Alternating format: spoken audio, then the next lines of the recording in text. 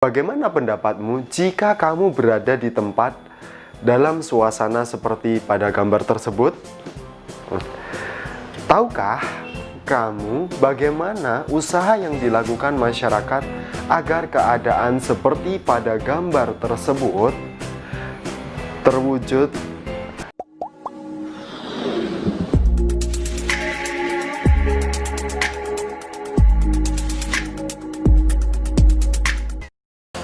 Halo sahabat sekolah, salam semangat luar biasa. Berjumpa lagi dengan saya Kak Dimas di channel sekolah, channel belajar online. Jadi bagi kalian-kalian yang saat ini sedang mencari materi pelajaran, sedang daring, mencari tips trik soal-soal motivasi dan inspirasi, kalian wajib subscribe channel ini. Dan jangan lupa kalian juga harus tekan tombol lonceng agar kalian selalu mendapatkan pemberitahuan dari setiap video yang diupdate oleh channel ini. Oke sahabat sekolah, di sekolah new session ini, di kelas edukasi, kita akan belajar bersama yaitu materi pelajaran kelas 5 SD tema 6 subtema 3 tentang pengaruh kalor terhadap kehidupan pada pembelajaran keempat, yaitu di materi permasalahan sosial di sekitar kita. Oke, check it out.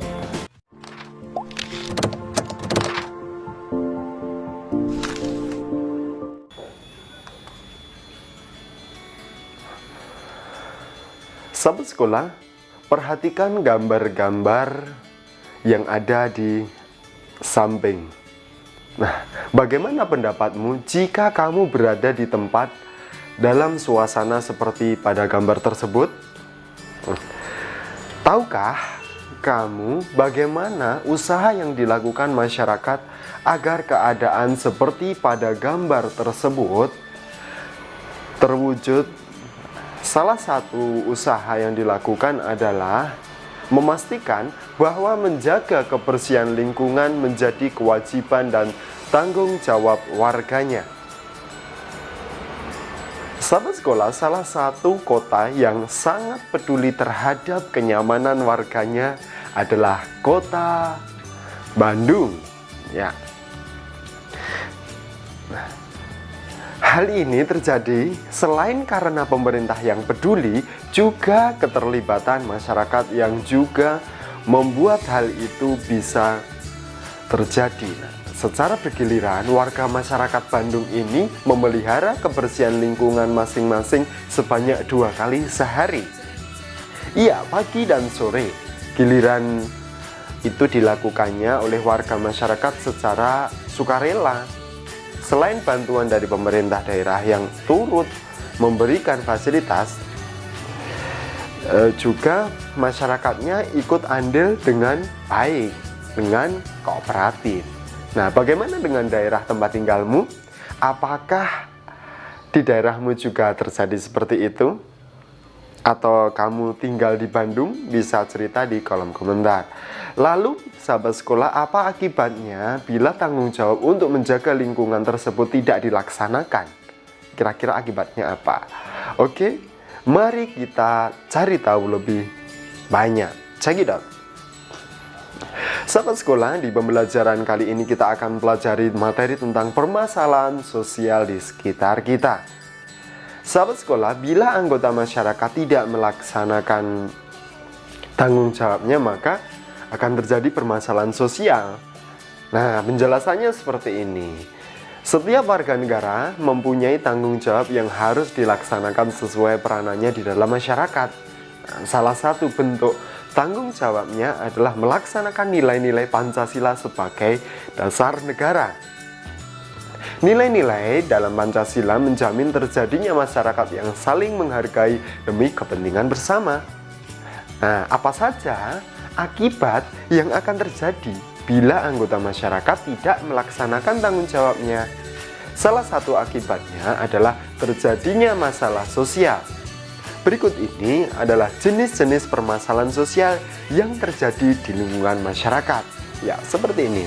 Yang pertama, jenis permasalahan sosial di masyarakat yang pertama adalah sampah.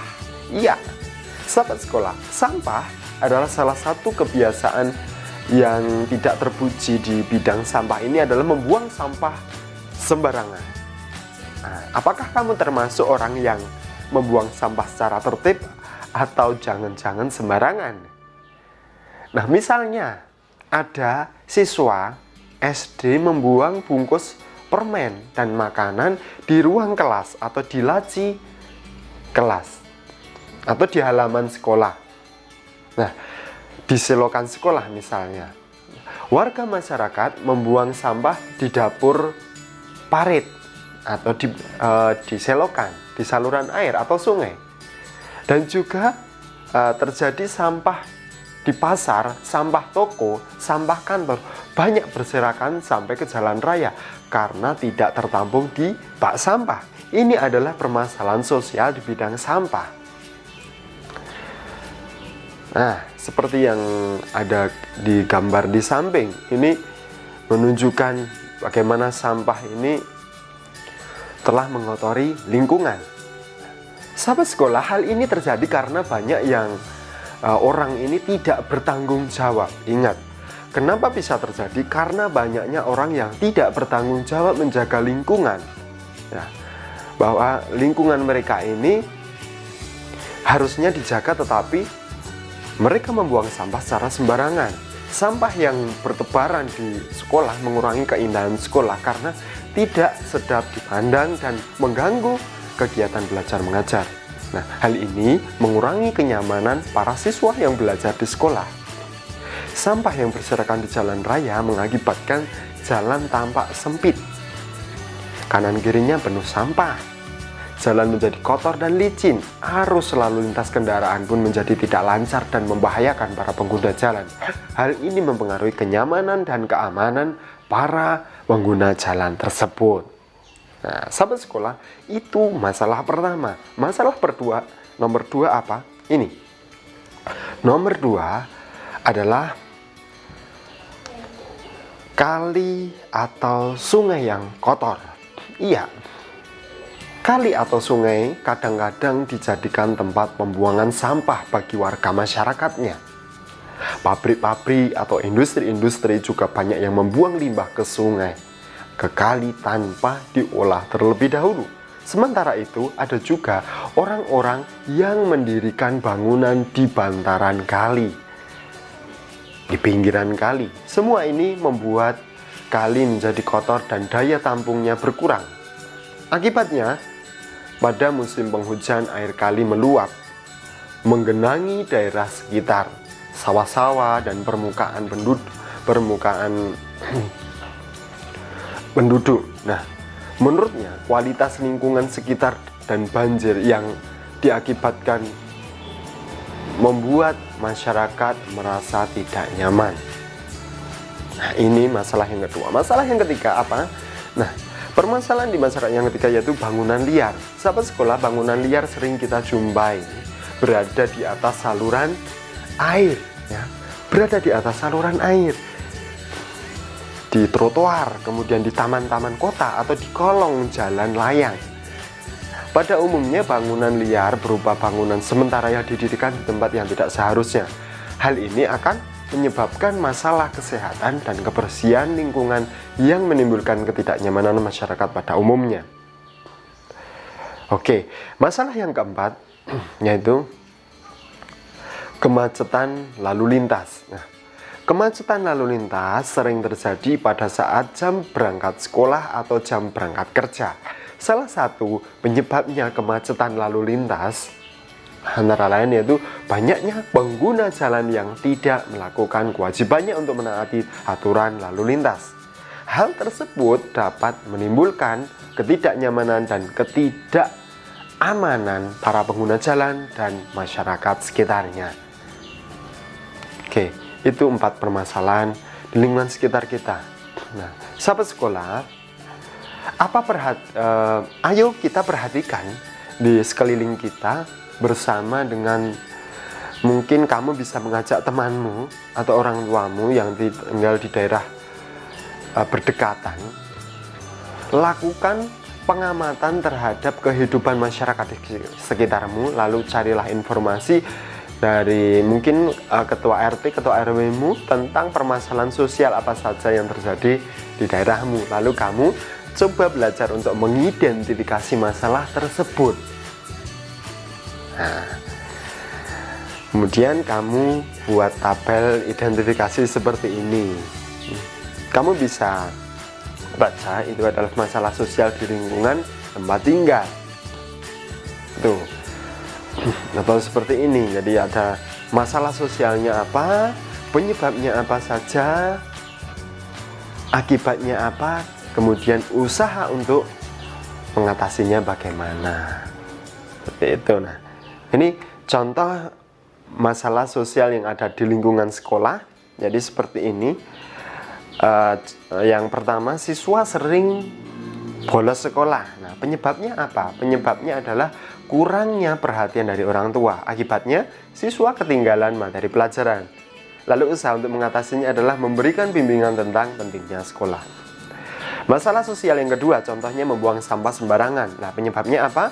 Yaitu kurangnya kesadaran menjaga kebersihan lingkungan. Nah, akibatnya lingkungan sekolah kurang nyaman untuk belajar. Usahanya untuk mengatasi, membiasakan membuang sampah pada tempat yang disediakan. Dan masalah yang ketiga, siswa berkelahi. Yang keempat, kekerasan fisik guru terhadap siswa. Itu contoh permasalahan di sekolah, lingkungan sekolah. Kamu bisa mencari permasalahan di lingkungan tempat tinggalmu, di sekelilingmu. Kamu buat tabel seperti ini. Oke, sahabat sekolah, kita lanjut.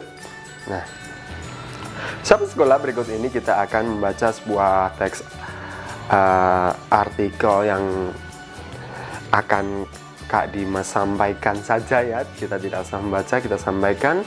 Yaitu yang berjudul Usaha Bolu Meranti Medan.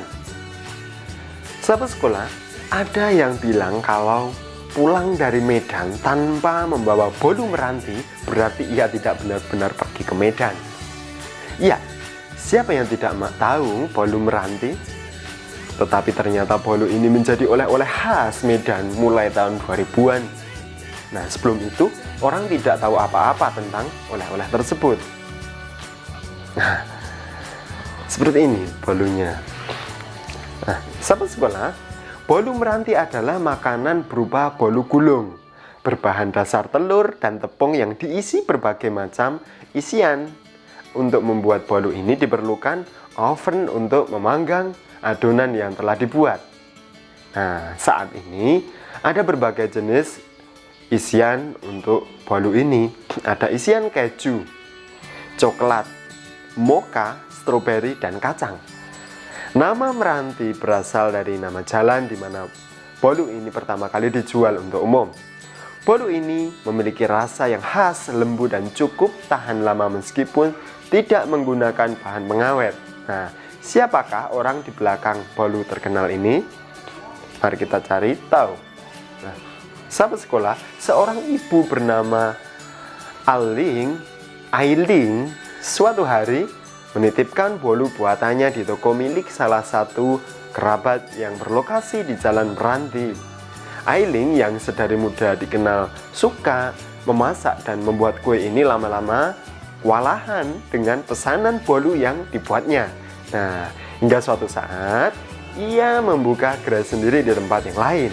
Namun, ia tetap menggunakan nama Meranti sebagai nama bolunya untuk menjaga agar langganannya atau pelanggannya ingat dengan bolu buatannya. Ailing tidak menyangka usahanya ini dapat membuat kota Medan semakin terkenal. Banyak orang yang telah mendapatkan manfaat dari usahanya membuat bolu. Bahkan ia pun membuka gerai di Bandara Udara Internasional Kuala Namu untuk memudahkan pelanggan mendapatkannya sebagai oleh-oleh khas kota Medan. Sahabat sekolah, akhirnya kita sampai di penghujung video. Sekarang giliranmu mengerjakan tugas. Di new session ini kita ada 2 tugas. Tugas yang pertama seperti ini. Nah, kemudian tugas yang kedua ada 10 soal. Jawablah soal di bawah ini dengan benar. Kamu pause, kamu tulis di buku tugasmu, lalu kamu jawab dan kamu kirim ke gurumu, atau kamu bisa jawab pula di kolom komentar. Oke? Itu tugasnya. Nah, sahabat sekolah, selesai sudah video pembelajaran kita hari ini, dan bersambung ke video pembelajaran berikutnya, yaitu di video pembelajaran yang kelima tetap di channel sekolah. Oke sahabat sekolah, jangan lupa untuk sharing atau share video ini ke teman-temanmu agar mereka mendapatkan manfaat yang sama dari video ini. Oke, cukup sekian dari Kak Dimas. Salam semangat luar biasa. Terima kasih.